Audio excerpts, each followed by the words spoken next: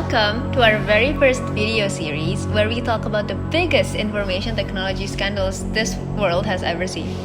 With the rise of technology, there has been many cybersecurity scandals over the past century, but nothing quite as galling as Operation Aurora. Well, Operation Aurora was a series of cybersecurity attacks meant to steal the intellectual properties of several companies. It started around mid-2009 and went all the way until December 2009. It remained undetected throughout. Oh wow, so mid-2009 until the end of 2009, so that gives us around 6 months of undetected activity? Yep, crazy, right? Google finally found out about it around mid-December, and they made an announcement in their blog early the next year. Wow, okay, so Google was the one that was hacked? Yeah. Along with like a lot of other high-profile companies like Adobe, Yahoo, Symantec, and a lot of others. Okay, so 6 months of undetected security breach, high-profile targets. It couldn't have been a one-person job. It is not. So let me guess. Some randos who didn't know what to do with their time? Unlikely. It's much bigger than that. Okay, think bigger.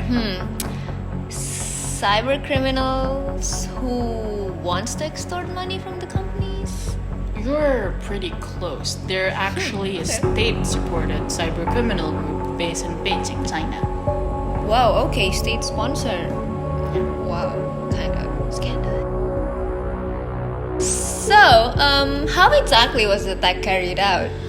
Well, the attackers would want complete control of the computer systems. Yeah. So they needed elevated access. In order to do this, they used a vulnerability called the zero-day vulnerability. They exploited it. It's on the Internet Explorer. They also used a malware to gain their elevated access. They also used a layer of encryption on the network traffic itself to remain undetected throughout. Okay, you kind of lost me there at elevated access and zero-day vulnerability and all that jargon. So maybe you can explain it in human terms, maybe in English. I would, but I completely don't understand what I was trying to say. Oh, okay, seriously, love? It's technology, love. Who understands it? No one. Nobody does. Well, then what's the point of us making this series? I'm kidding.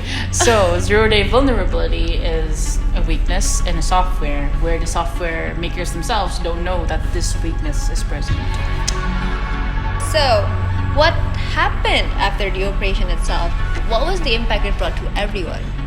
Well, a lot of governments advised their citizens to not use the Internet Explorer. Oh, okay, so this was the start of the whole anti-Internet Explorer agenda. Most probably. It also was the cause of Google leaving China, although it still runs a localized version of the search engine based in Hong Kong. Okay, so, nice tidbit. Okay, so we know what Operation Aurora actually is and how the operation was carried out and the impact it brought to the world, and not in a very good way. But the one question that is still lingering in my mind is, what exactly is the motive behind it? Well, there's a lot of suspected motives, but the most plausible idea is the fact that the attackers were trying to get to the emails of Chinese human rights activists. And what were they trying to find out from the emails? Most probably their future plans in order to intercept them. Okay, so I get why they targeted Google if they wanted to see their emails, and to some extent Yahoo because also they have their email messenger. But why Adobe? Why Symantec? Why the other companies that don't really have a relation to that? Well, because we only got a couple of explanation from some companies, we don't really know the true reason behind these attacks. So to this day, the case remains unsolved.